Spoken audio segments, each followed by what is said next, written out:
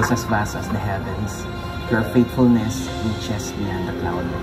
Ganyan kong ilalarawan ang pagmamahal at ang katapatan ng ating Panginoon. Sa bawat araw, nakikita kong kumikilos ang kamay ng Diyos sa buhay ko at sa buhay ng aking pamilya, both in simple things and in major breakthroughs. Sa araw-araw kong pananalangin ng pag-iingat para sa aking pamilya, tunay ngang hindi niya ako binibigo. Patuloy niyang pinoproteksyonan ang bawat isa sa amin, binibigyan ng kalusugan at kalakasan. God answers even our simple prayers. Isa sa pinakamatibay na patunay ng katapatan ng ating Panginoon sa aking buhay ay nang ako ay nag-asawa. Sabi sa Proverbs chapter 18 verse 22, "The man who finds a wife finds a treasure, and he received favor from the Lord." Simula nang bigyan ako ng Panginoon ng katuwang sa buhay, hindi na nga tumigil ang kanyang pagpapala sa aming buhay. Nang mag-desire kaming mag-asawa na magkaroon ng sariling tahanan, hindi niya kami binigo. Pinagkalooban niya kami ng bahay at lupa sa Pilipinas. Nang humiling kami sa kanya ng isang anak, ibinigay niya sa amin si Isha, ilang buwan matapos kami ikasal. Nang mag-desire kami ng sariling sasakyan, hindi lang lisensya ang pinagkaloob niya sa akin, binigyan niya rin kami ng isang bagong sasakyan. At ngayon nga, nang muli kaming dumulog sa ating Panginoon ng isa pang supling, hindi niya kami binigo. Tinugon niya ang aming panalangin. Hindi siyang tapat at hindi magbabago. Mananatili siyang tapat sa habang panahon. So, lahat ng papuri at maaaring right at this very moment, I invite everyone to just close your eyes. Ilagay mo natin ang ating mga kamay sa ating mga puso. Alalahanin natin ang katapatan ng ating Panginoon sa buhay ng bawat isa. Ng ating Panginoon ay nananatiling tapat noon, ngayon, at magpakailan pa man.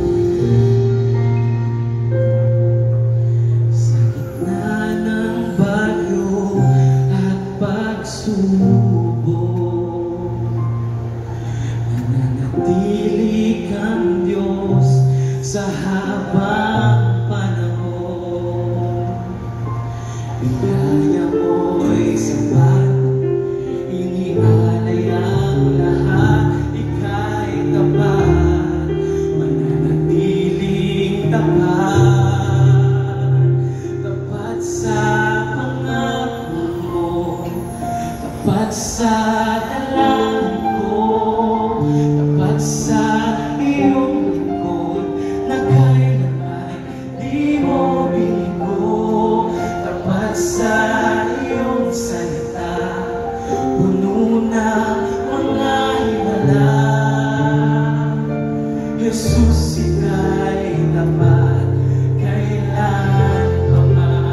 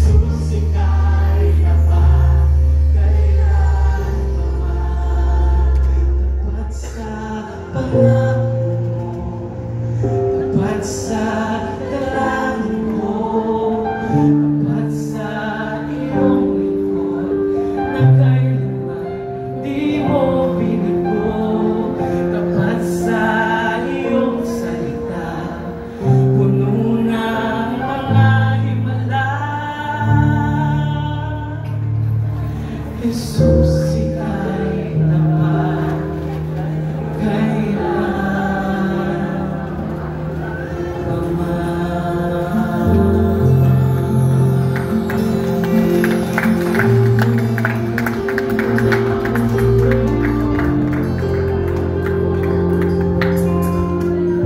Awit talata 77, versikulo 14. Ikaw ang Diyos na tunay na kahanga-hanga.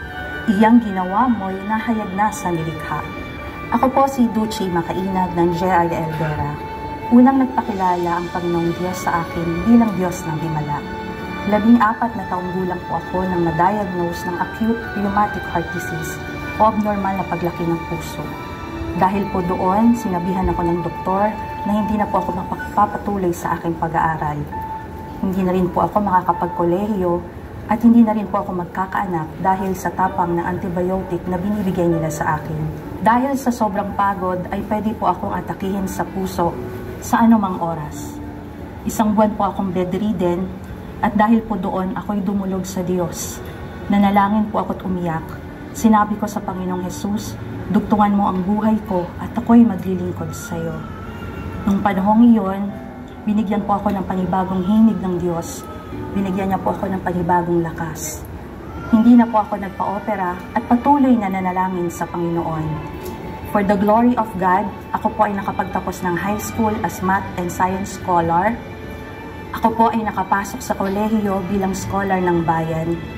Kumuha ng PE na basketball, baseball, softball, badminton at table tennis. Ako po ay nakapagtapos sa kolehiyo, nakapasok sa bangko, nakapagmisyon, umakyat sa bundok, nagkaasawa, nagkaanak, naglingkod at patuloy na maglilingkod sa Panginoon. Kapag po tayo ay nilimitahan ng tao, iyon po ang panahon na ang kamay ng Diyos ay kikilos para sa isang himala. Hallelujah. Let's give the Lord the glory that is due to His name. Sa lahat po ng naririnig ang naniniwala na ang Diyos ay kayang gumawa ng himala sa kanilang mga buhay, itaas po natin ang ating mga. Ito po ang oras na hilingin po natin sa Diyos anumang panalangin na nasa ating puso sa oras na ito.